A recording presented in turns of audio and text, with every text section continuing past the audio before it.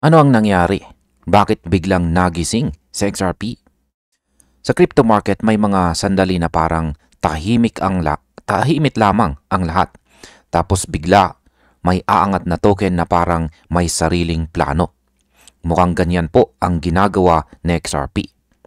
Nitong nakalipas na araw, nakita po ng analyst na si XRP Update ang biglang pagtalon nito mula po sa presyong $2.01 papuntang $2.17.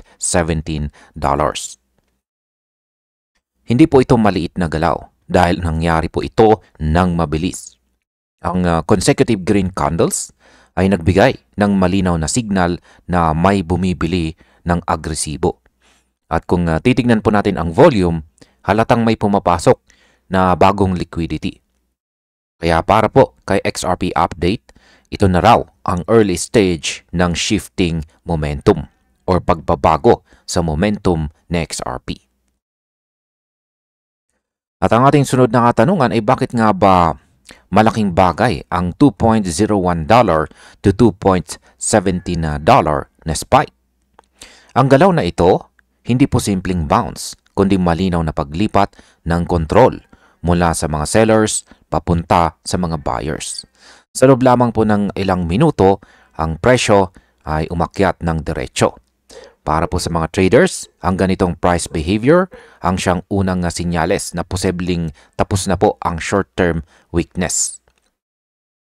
At base po sa CoinMarketCap, nakapagtala o nakapag-record sa XRP ng 6.37% sa nakaraang 24 hours. Tugma po ito sa lakas na nakita dito sa video na ibinahagi rito ni XRP Update.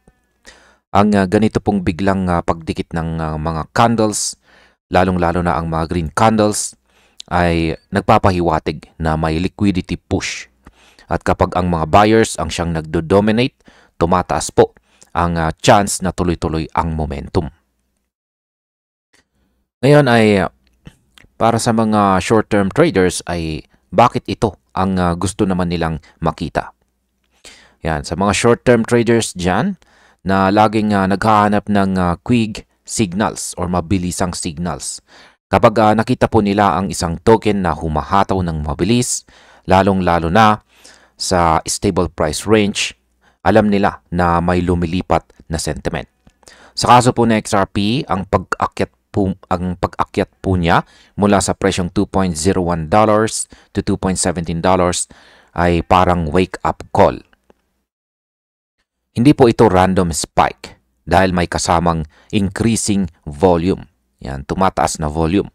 Ang ganitong setup ay madalas pong nauuwi sa intraday continuation moves. At kapag may liquidity, may volatility. At kapag may volatility, may opportunity. Yan po ang dahilan kung bakit napukaw ang mata ng market. Ano naman po ang nagpapalakas sa mga buyers? Yan nga ba ay ang institutional flow?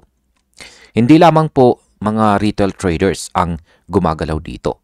May tumataginding na presence ng mga institutional interest. Marami pong bagong exchange-traded products ang naglalagay kay XRP bilang isa sa kanilang pangunahing holdings. At ang inflows nito ay nagiging gasolina ng price action. Kapag malaki po ang pumasok na pondo, umaakyat ang liquidity level nang hindi agad bumabagsak ang presyo. Ito ang dahilan kung bakit kayang umangat na XRP kahit kalmado ang market.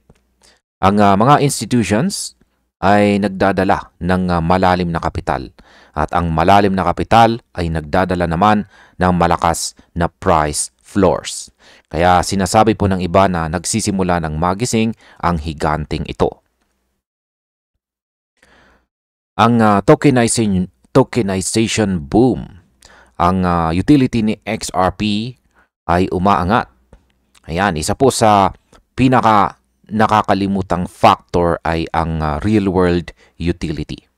Habang tumataas po ang adoption ng tokenization platforms, lalo namang lumalawak ang role ng XRP sa settlement system. Marami pong projects ngayon ang gumagamit ng infrastructure na nakatali sa ecosystem nito. Ito po ang siyang nagbibigay ng fundamental backing na hindi po basta-basta nakikita sa ibang mga altcoins. Kapag tumitibay po ang utility, tumitibay ang narrative. Kapag tumitibay ang narrative, lumalakas naman ang demand. Kaya hindi po nakakapagtaka na ang presyo nito ay unti-unting nagsisimulang mag-react sa mga development na matagal na pong ginagawa ng community. Lahat po ay nakatingin sa mga lahat ng mga ipinapakita ng indicators ay bakit lahat ng mga buyers ay dito nakatingin. Yan, ang technical side po kasi ay hindi rin nagpapahuli. Marami pong indicators ang nagpapakita na lumalampas si XRP sa kanyang short-term resistance levels. Ang pagbabalik po nito sa momentum ay indikasyon ng bagong demand. Kapag ang structure ay tumataas at ang presyo ay nagko-hold sa ibabaw ng support zones, ibig sabihin ay hinihintay na lang ang susunod na breakout attempt. Ang mga chart readers ngayon or chart analyst ay nakatingin po sa consolidation patterns na pwedeng magtulak kay XRP papunta sa mas mataas na mga targets. Lalo na kapag sinabayan ng mga volume spikes tulad ng nakita o ipinakita rito sa video ni XRP update. Ayan, ano naman ang market sentiment? Ang crypto sector ay mukhang nag-iinit po ulit. Yan, hindi lamang po si XRP ang nagigising. Ang bagong crypto market ay nagpapakita na po ng gradual improvement sa sentiment. Kapag lumalakas po ang Bitcoin dominance, sabay namang lumilipad ang liquidity papunta sa mga altcoins.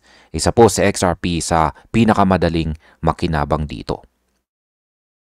Ang mga traders na dati po ay nag-aabang lamang sa gilid, ngayon ay nagbabalik sa exposure sa high liquidity assets tulad nito. At kapag naging sabay po ang optimism at saka liquidity, nagkakaroon ng uniform push na siyang nagpapabilis sa price expansion. Ito po ang environment kung saan lumalakas ang mga token na matagal na pong tahimik. At bilang panghuli ay ano naman ang aking masasabi tungkol dito? Nung sinabi ni XRP update dito, ang linya na XRP just woke up and choose violence, hindi naman po ito exaggeration. Nakita natin ang bilis, ang volume, ang lakas ng impulse. Lahat ng signs mula sa fundamentals hanggang technicals ay nagpapahiwatig na posibleng papasok sa XRP sa mas aktibong phase. May institutional backing, may liquidity inflow at saka may world adoption na patuloy pong lumalawak. Kung magpapatuloy ang ganitong lakas, mas may chance na magkaroon po ng breakout sa ibabaw ng mga midterm resistances. Sa ngayon, malinaw po ang mensahe ng market. Nagising si XRP at hindi po siya nagising para maglakad. Siya po ay nagising para lumaban. At hanggang dito na lamang po tayo sa video na ito mga ka-crypto. Maraming salamat sa panonood.